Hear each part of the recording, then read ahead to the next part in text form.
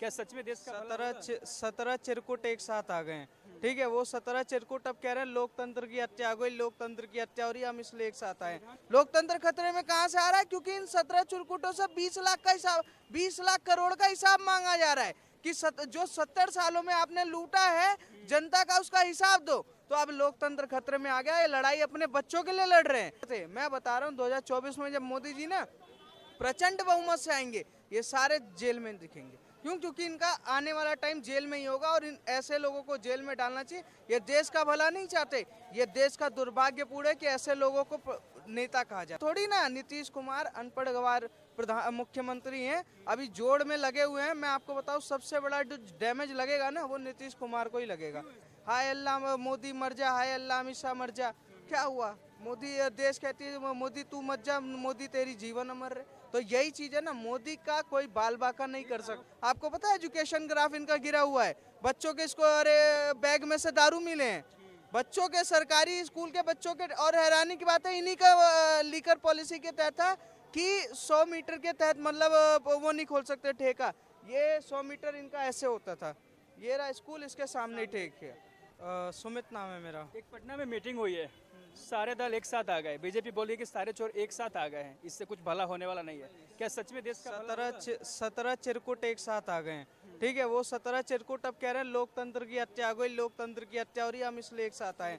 ठीक है, संविधान खतरे में। मुझे हैरानी किस बात की हो रही, इतना चिल्ला रहे हैं मोदी जी मर जा मोदी। ठीक है, ये गाली वो गाली, मोदी की माँ को गाली, पता नहीं क्या क्या देते हैं। लोकतंत्र खतरे में नहीं आता। 1975 में देश में लोकतंत्र पर जब इमरजेंसी लगाया जाता है, वो काल सबको याद होगा, तब लोकतंत्र खतरे में नहीं आता। जब अखबार छप के पीएम हाउस से निकलने के बाद वो जनता में बढ़ता था, तब लोकतंत्र खतरे नहीं। इसी देश में मुस्लिम पर्सनल लॉ बोर्ड लागू कर देना, वक्फ बोर्ड लागू कर देना, हज पे सब्सिडी दे देना और ईसाई मिशनरी को एक्टिव कर देना, तब लोकतंत्र खतरे में नहीं आता। पर नरेंद्र मोदी जी सुकन्या योजना स्टार्ट कर दे, जनधन योजना स्टार्ट कर दें, उसके बाद आयुष्मान योजना स्टार्ट कर दें, तो लोकतंत्र खतरे में। लोकतंत्र खतरे में कहाँ से आ रहा है? क्योंकि इन 17 चिरकुटों से 20 लाख का हिसाब, 20 लाख करोड़ का हिसाब मांगा जा रहा है कि जो 70 सालों में आपने लूटा है जनता का, उसका हिसाब दो।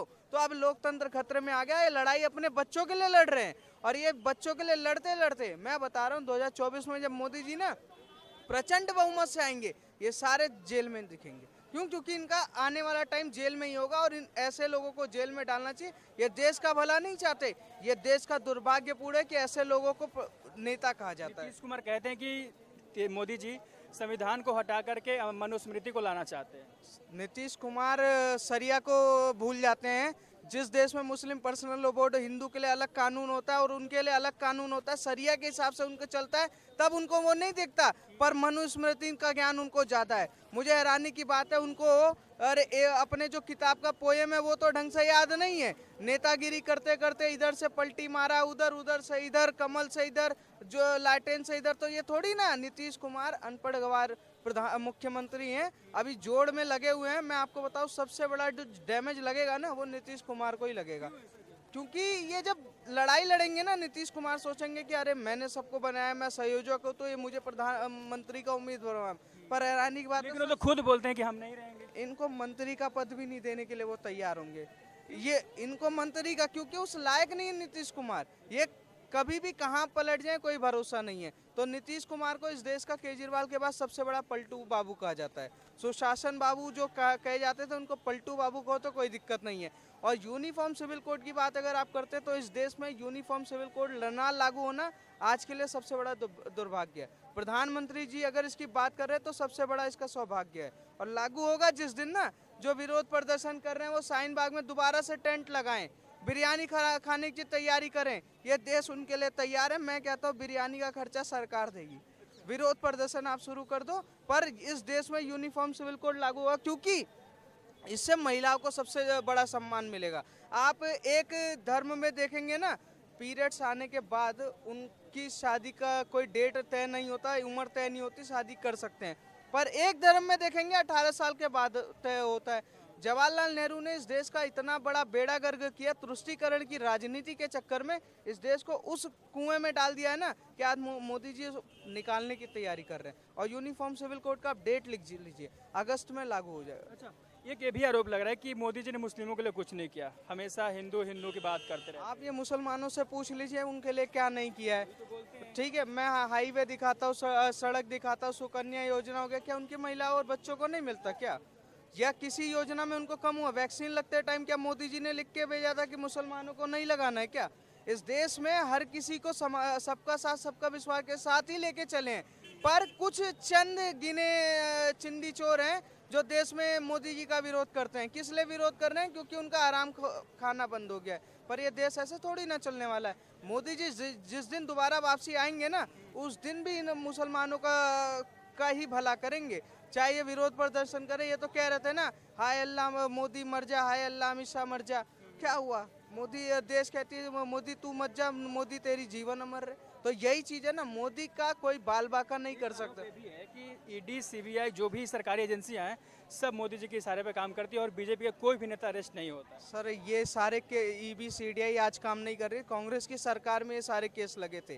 ठीक है, मनमोहन सिंह की सरकार थी, सोनिया गांधी पे नेशनल हेराल्ड और राहुल गांधी पे एफआईआर होता है, ममता बनर्जी पे के भतीजे पे एफआईआर होता है। ठीक है, ये सारे जो जांच है ना, ये सारे जो घोटाले हैं उसी टाइम पे हुआ है। ईडी सीबीआई तो आज मोदी जी के आने के बाद सशक्त हो गई कि उन्होंने खुला छोड़ दिया कि हमारा कोई वो नहीं है दबाव। अगर कोई बागड़ बिल्ला पकड़ा जाता है किसी भी तरीके से, जैसे अरविंद केजरीवाल के 2 मुख्यमंत्री मंत्री जेल में है ना, वैसे कोई भी पकड़ा जाता है बिना किसी संकोच के उसको जेल में डालो और दे लठ, कोई उसमें कॉम्प्रोमाइज नहीं। लठ से बजाना स्टार्ट करो, क्योंकि इस देश का भला यही है।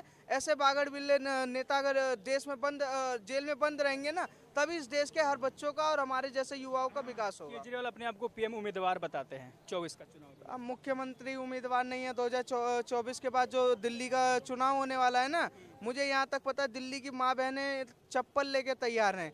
जिस तरीके से ठेके में एक पैक फ्री बांटा है ना, वो चप्पल लेके तैयार हैं। जब ये गेट पे जाएंगे ना, उसी जूते और चप्पल से मार के भगाएंगे, क्योंकि उनको पता है कि अरविंद केजरीवाल वो मुख्यमंत्री है जिसने जो बोला ना वो तो किया ही नहीं, और जो नहीं बोला वो भी नहीं किया। ठीक है, इस देश का मतलब दिल्ली का दुर्भाग्य है कि 9 साल से दिल्ली बेड़ा गर्क हुआ है। ना किसी तरीके का कोई स्कूल, ना अस्पताल, ना हाईवे, ना वायु प्रदूषण साफ हुआ, ना यमुना प्रदूषण साफ हुआ। अरे क्रांति इतना क्रांति छेड़ा है कि आप हैरानी की बात है कि दिल्ली एजुकेशन का जो 98% का ग्रोथ होता था वो 77% पे आ गया। आपको पता है एजुकेशन ग्राफ इनका गिरा हुआ है। बच्चों के बैग में से दारू मिले हैं, बच्चों के सरकारी स्कूल के बच्चों के। और हैरानी की बात है इन्हीं का लीकर पॉलिसी के तहत था कि 100 मीटर के तहत मतलब वो नहीं खोल सकते ठेका। ये 100 मीटर इनका ऐसे होता था, ये रहा स्कूल, इसके सामने ठेक है, ये होता था इनका। हैरानी की बात है कि बच्चा निकले और 10-10 रुपए इकट्ठा करे, 80 रुपए हुए, 1 पौवा के साथ और 1 पौवा फ्री लगाओ और आराम से सो जाओ, क्योंकि अरविंद केजरीवाल जी काम करना नहीं चाहते।